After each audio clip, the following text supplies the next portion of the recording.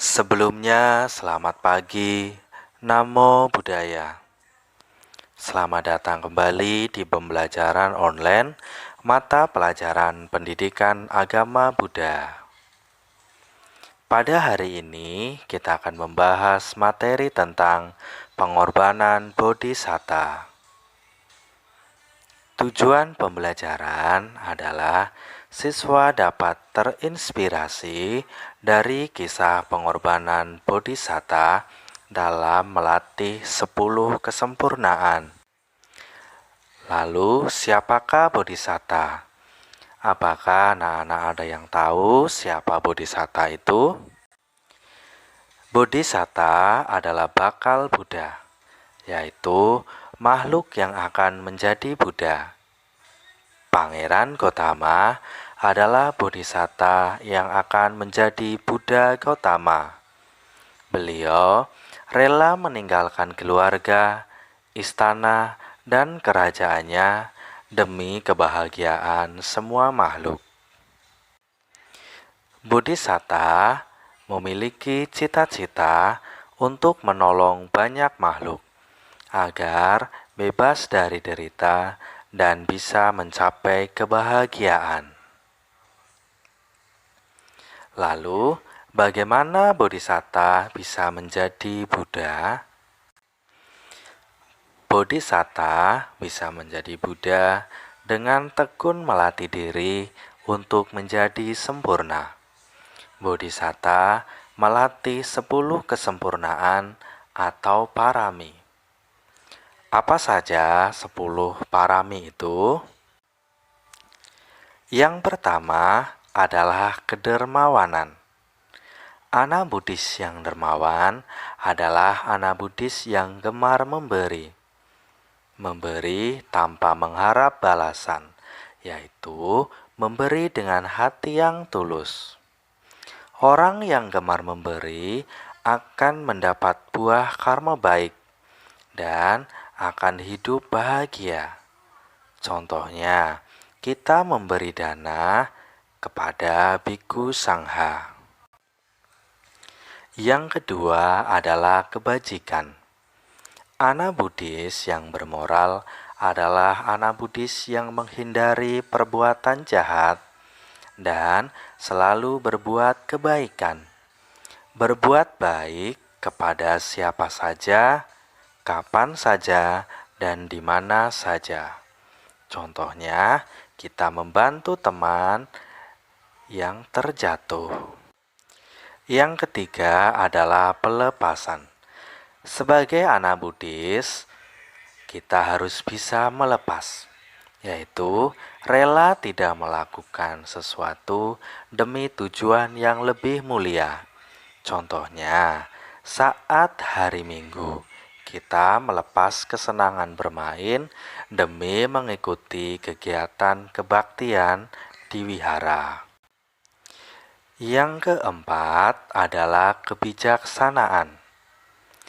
Anak Buddhis yang bijak adalah anak Buddhis yang tahu mana yang harus dilakukan dan mana yang tidak harus dilakukan.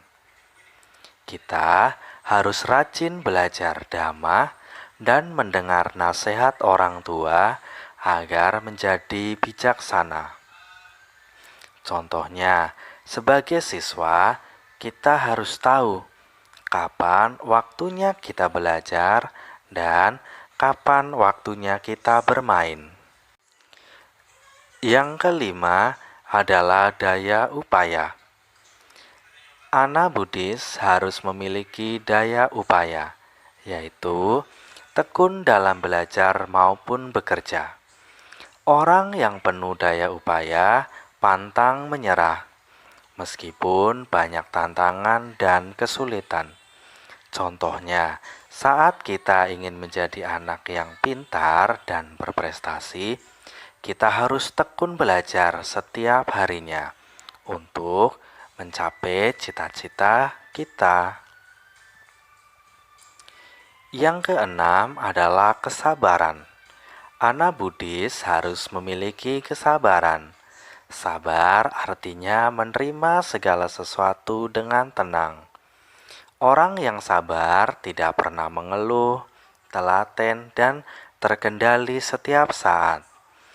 Contohnya, saat kita belajar bermain sepeda, kita harus memiliki kesabaran sampai kita bisa bermain sepeda. Walaupun kita terjatuh, tetapi kita tetap berusaha dan pantang menyerah. Yang ketujuh adalah kejujuran. Anak Buddhis harus memiliki kejujuran, yaitu berkata apa adanya dan tidak berbohong. Selain dalam ucapan, kita juga harus jujur dalam bertindak, seperti tidak mengambil barang milik orang lain. Kejujuran akan membuat orang lain percaya dan hormat kepada kita. Contohnya, saat kita menemukan sesuatu milik orang lain, kita harus mengembalikannya kepada pemiliknya. Yang kedelapan adalah keteguhan. Anak Buddhis harus memiliki keteguhan. Teguh berarti kuat dalam melakukan hal baik. Orang yang teguh bertekad untuk selalu melakukan yang baik. Teguh membuat kita terhindar dari melakukan hal-hal yang buruk. Contohnya, kita bertekad di depan Buddha untuk selalu melakukan perbuatan baik setiap hari. Yang kesembilan adalah cinta kasih. Sebagai anak Buddhis, kita harus mengembangkan cinta kasih kepada semua makhluk. Cinta kasih tidak cukup dalam perasaan saja. Kita harus menunjukkan cinta kasih dengan berusaha membuat semua makhluk bahagia. Contohnya, kita menyayangi kucing peliharaan kita. Yang ke-10 adalah ketenangseimbangan. Sebagai anak Buddhis, kita harus memiliki ketenangseimbangan.